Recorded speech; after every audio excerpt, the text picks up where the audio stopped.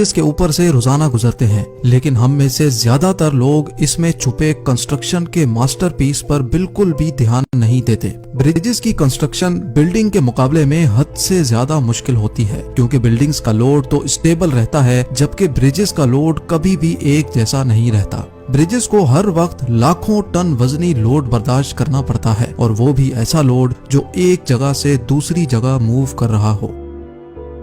जैसे जैसे आबादी बढ़ती जा रही है, वैसे वैसे ब्रिजेस और फ्लाईओवर्स की इम्पोर्टेंस भी बढ़ती जा रही है, और ये इम्पोर्टेंस उस टाइम पर मजीद बढ़ जाती है जब ब्रिजेस जमीन पर नहीं बल्कि पानी के ऊपर बने हों। जी हाँ, जहाँ जमीन पर ब्रिजेस की कंस्ट्रक्शन में वर्कर्स को मुश्किल तरीन चैलेंजेस का सामना करना पड़ता है, वहीं पानी पर ब्रिज की कंस्ट्रक्शन में 10 गुना ज्यादा चैलेंजेस आते हैं। पानी पर ब्रिजेस बनाने में एक एक इंच क्या, एक एक मिलीमीटर भी पहले से कैलकुलेटेड होता है, क्योंकि अगर एक भी मिलीमीटर की गलती हुई तो अरबों रुपए और लाखों जानें एक ही झटके में ढेर हो सकती हैं। चाहे घर की कंस्ट्रक्शन हो, बिल्डिंग्स की या फिर ब्रिजेस की, इन सब में एक चीज कॉमन है, और वो है इनकी फाउंडेशन।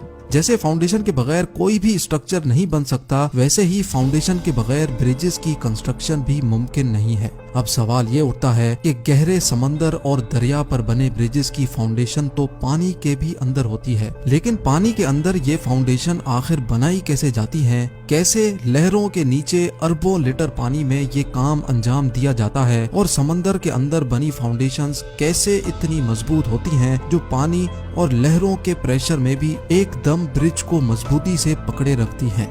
ये सब आप जान सकेंगे आज की इस वीडियो में।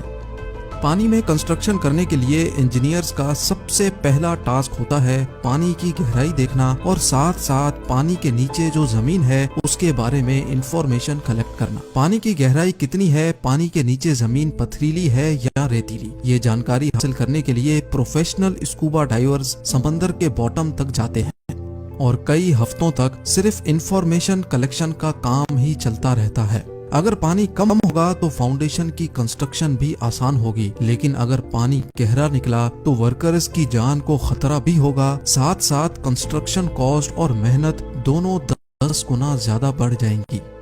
इंफॉर्मेशन कलेक्शन के बाद जो फेज आता है वो सबसे ज्यादा इम्पोर्टेंट होता है कि आखिर अब स्ट्रक्चर बनाने के लिए पानी को इस जगह से कैसे हटाया जाए। जी हाँ, चाहे पानी कितना भी गहरा क्यों ना हो, जिस जगह फाउंडेशन बनानी होती है उस जगह से पानी हटाना पड़ता है, लेकिन इतना गहरा पानी आखिर हटाया कैसे जाए?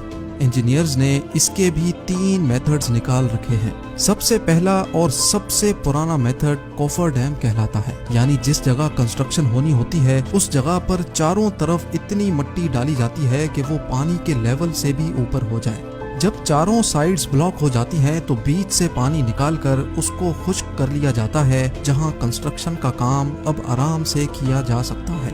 लेकिन ये इतना आसान भी नहीं होता। अक्सर ऐसा भी होता है कि साइड्स पर डाली गई मिट्टी नरम हो जाती है और पानी का प्रेशर डैम की वॉल को तोड़कर कंस्ट्रक्शन साइट में दाखिल हो जाता है, जिसकी वजह से वर्कर्स की जान को भी खतरा रहता है। इस मसले से निपटने के लिए कॉफर डैम मिट्टी से नहीं बल्कि लोहे की शीट से बनाया जाता है, यानी लोहे की शीट्स एक एक करके मशीन्स की मदद से पानी में डाली जाती हैं, जो एक मजबूत दीवार बन जाती है।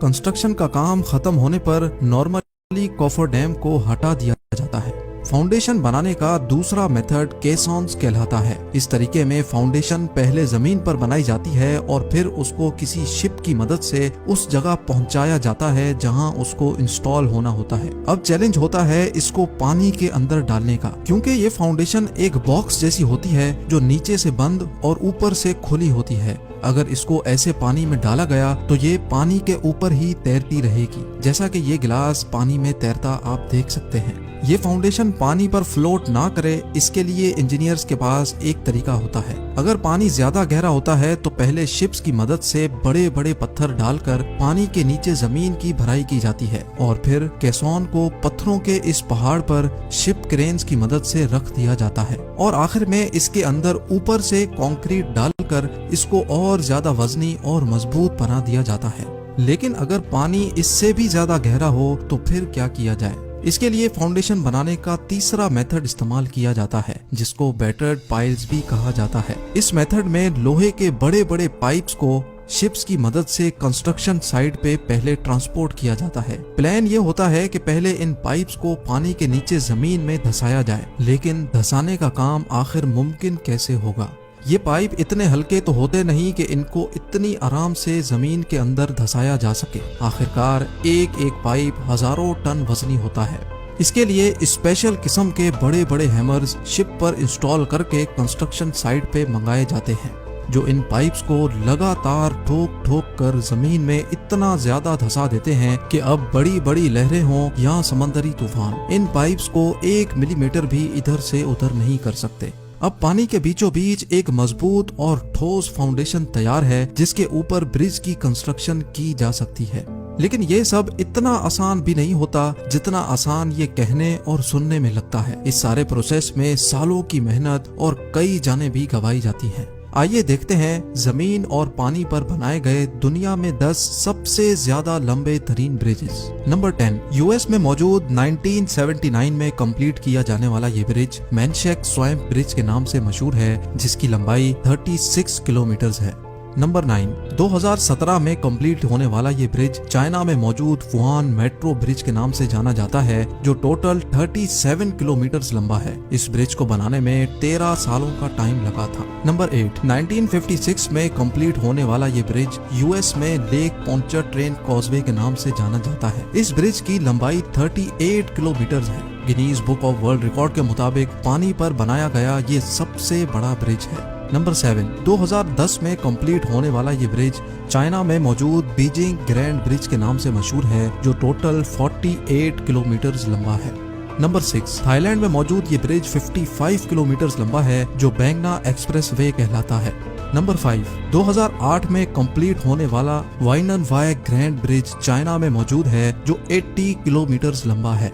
नंबर 4, दुनिया का चौथा लंबा ब्रिज भी चाइना में ही मौजूद है, जो केंज ग्रैंड ब्रिज कहलाया जाता है, और ये ब्रिज 106 किलोमीटर लंबा है।